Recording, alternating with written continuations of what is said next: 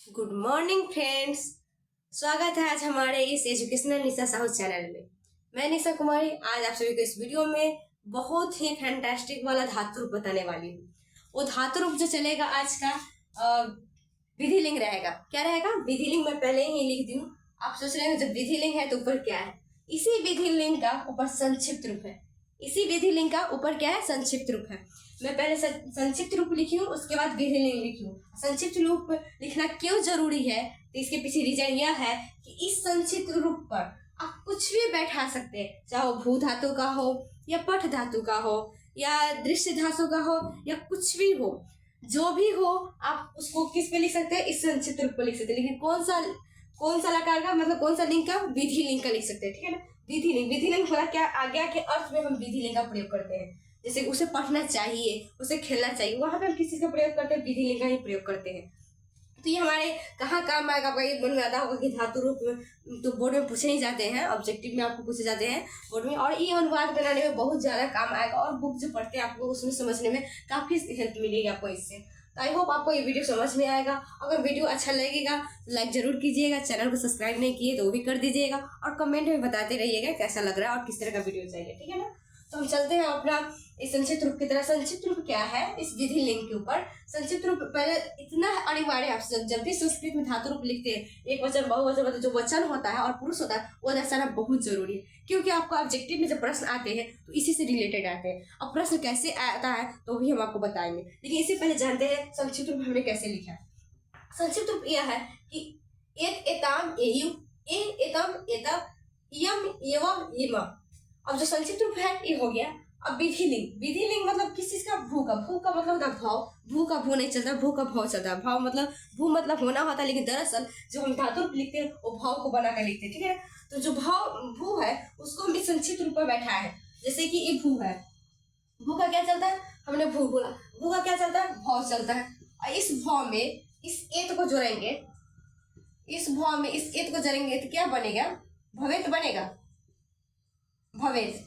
और इस भाव में एताम को जोड़ेंगे तो भवताम बनेगा, भवेताम। और इस भाव में येयु को जोड़ेंगे तो भवेयु बनेगा। उसी तरह हमने यहाँ पे लिखा है भवेत भवेत भवेत भवेताम भवेयु, भवे भवेतम भवेत।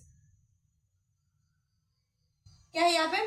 भवेत भवेताम भवेयु, भवे भवेतम भवेत, भव्यम भवेव भवेव। ये जो है आपका भू धातु का है और जो है विधि लिंग है। और इसमें क्वेश्चन कैसे पूछे जाएंगे अब हमने आगे ही आपको बता दिए हैं कि यहाँ पे जो होता है वचन और पुरुष काफी अनिवार्य है। अगर वचन पुरुष आप ध्यान में नहीं रखते हो तो आप इसको कितना ज्यादा रट ले, अगर आपको वचन पुरुष ध्यान नहीं है तब एग्जाम में ऑब्जेक्टिव नहीं दे पाएंगे। क्यों? क्योंकि जब भी आपको ऑब्जेक्टिव में क्वेश्चन पूछा जाएगा तो क्वेश्चन इस तरह से रहेगा कि भू धातु का विधि लिंग, भू धातु का विधि लिंग द्विवचन का मध्य पुरुष बताए। भू धातु का एकदम एक चीज पर ध्यान देंगे। भू धातु का विधि लिंग, तो पहले पर हमको दिमाग में आना चाहिए भू धातु होता क्या है, वो दिमाग में आएगा। विधि लिंग होता क्या है, उसमें किस तरह के रहते हैं, ये दिमाग में आएगा। ठीक है, हमको छप गया। और उसमें कह रहा भू धातु का मध्यम पुरुष का द्विवचन, तो मध्यम पुरुष में चढ़ा जाएंगे। उसके बाद हम क्या करें? द्विवचन में यहाँ पे भू धातु खोजे, विधि लिंग खोजे, मध्यम पुरुष आए, द्विवचन आए, भवेतम। इसका ऑप्शन में ऐसे रहेगा भवेयु भवेवम भवेतम। इनमें से कोई नहीं तो भवेतम हम लगाएंगे। अगर उसी की जगह पे बाय द वे कुछ और पूछता है, अगर विधि लिंग भू का पूछ दे, उत्तम पुरुष का द्विवचन, भवेवा लगाएंगे। इस तरह से आएंगे आपके प्रश्न। किसमें? ऑब्जेक्टिव में और बोर्ड की एग्जाम में 10th में पूछता है। 10th में अनिवार्य है। 12th में तो अगर आप संस्कृत से है तो संस्कृत में पूछा जाता है, 12th में भी संस्कृत होता है। और जो 10th है तो उसमें संस्कृत अनिवार्य है और उसमें धातु रूप पूछता है। और आपको अनुवाद बनाने में भी काफी काम आता है। तो इस तरह से आपको हमने भू धातु का विधि लिंग बता दिया। आप चाहेंगे तो इस विधि लिंग पर इस संक्षिप्त रूप आप बहुत सारा लिख सकते हैं। जैसे मैं आप बहुत सारा लिख सकते हैं, बता देते हैं आपको। पठ का भी लिख सकते हैं, पठ का, दृश्य का, दृश्य का पश्य चलता है, पश्य। उसके बाद खाद का, पीव का, इस सब चीज का आप क्या कर सकते हैं? लिख सकते हैं। पीव का, ये सब। जैसे कि पठ का, हम पठ का बनाते हैं विधि लिंग, इसका क्या बनेगा? पठेत पठेताम पठेयु, पठे पठेतम पठेता, पठेम पठेव पठेम।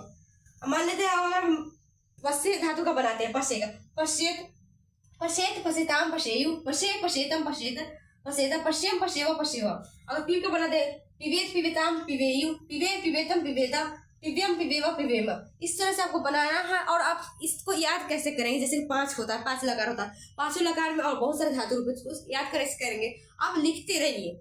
5 लकार आप जब लिखेंगे, एक चीज का 5 लकार लिखेंगे, फिर दूसरी धातु का 5 लकार लिखेंगे, इस तरह से लिखते लिखते आपको दिमाग में छप जाएगा, आपको याद करने की जरूरत ही नहीं पड़ेगी। आई होप आपको ये वीडियो अच्छा लगा हो। और नेक्स्ट वीडियो में हम आपको बताएंगे सिर्फ और बस यह है लीड का।